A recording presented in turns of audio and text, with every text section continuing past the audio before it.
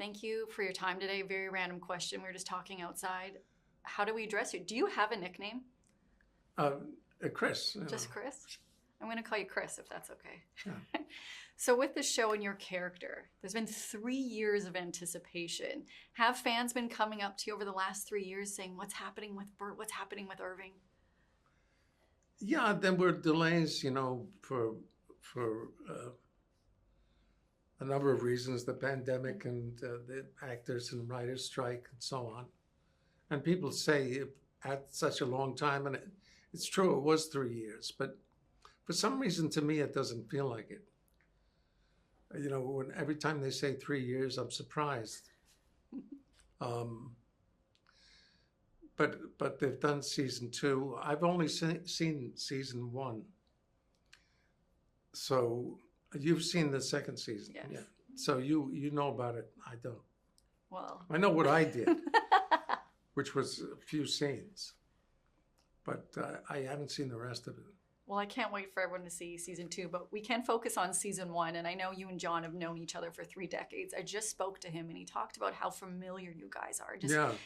What was it like, working with him in this context? Well, it was great. And I've worked with him before. He's a terrific director, and I've been in 2 or 3 of his movies that he's directed and been in. He writes, directs, stars in his movies, and before that, we were young actors together in New York, and so I've known him a long time, and I think that old relationship shows in Severance. Mm-hmm.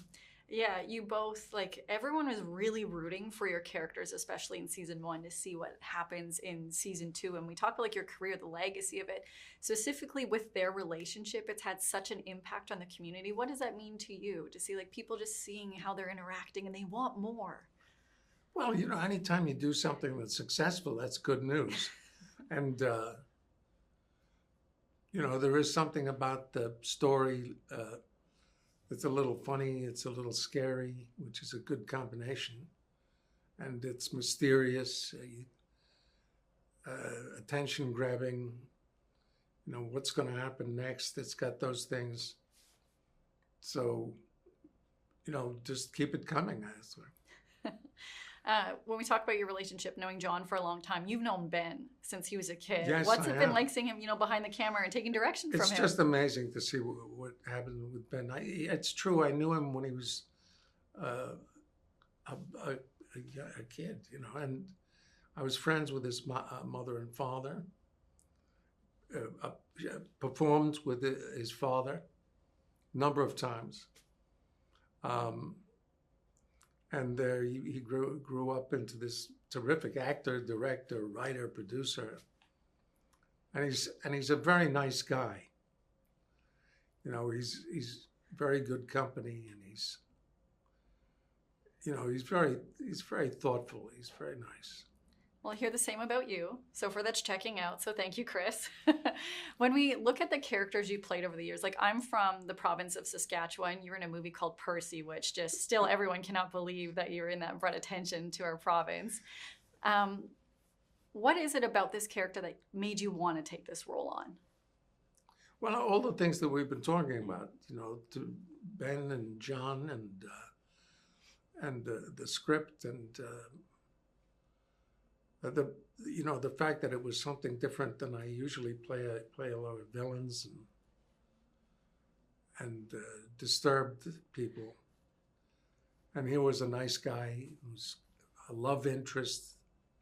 I don't do romantic things very much.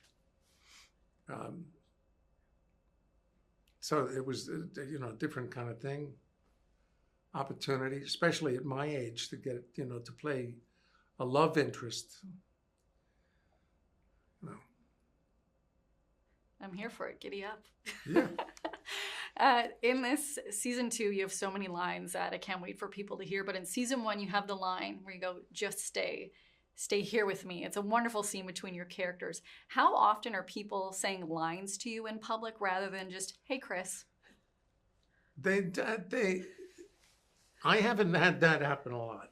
But you know, the truth is, that in the last 10 years, I live kind of in the woods, and sometimes I don't see anybody for weeks at a time. So it could be if I was out and about in the streets in New York. I was born here. I was in the streets of New York all my life. That might happen, but there's nobody to do it. To be squirrels or somebody saying things like that. They could be. We just don't know. Yeah, who knows?